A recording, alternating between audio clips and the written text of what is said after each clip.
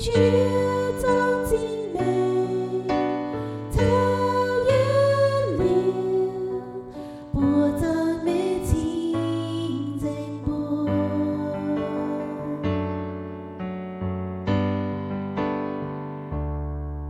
Bạn hỏi thuật tai theo anh bốn year mai chiều thảo tiếng hô anh bao giờ thấy tiêu mai cơn hai nhung chia tay mai cơn hai nhung nhớ mùa đằng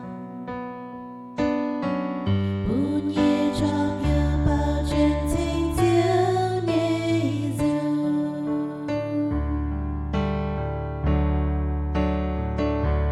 Bless the Lord, oh my soul, oh my soul, worship His holy name.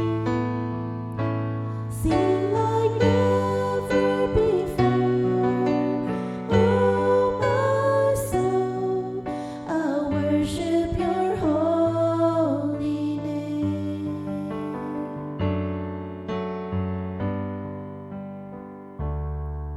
You're rich in love and you're slow to anger. Your name is great and your heart is kind. For all your goodness I will keep on singing. 10,000 reasons for my heart to find.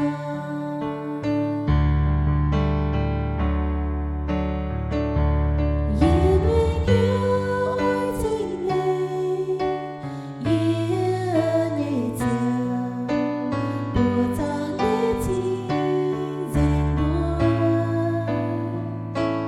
Lòng xin Chúa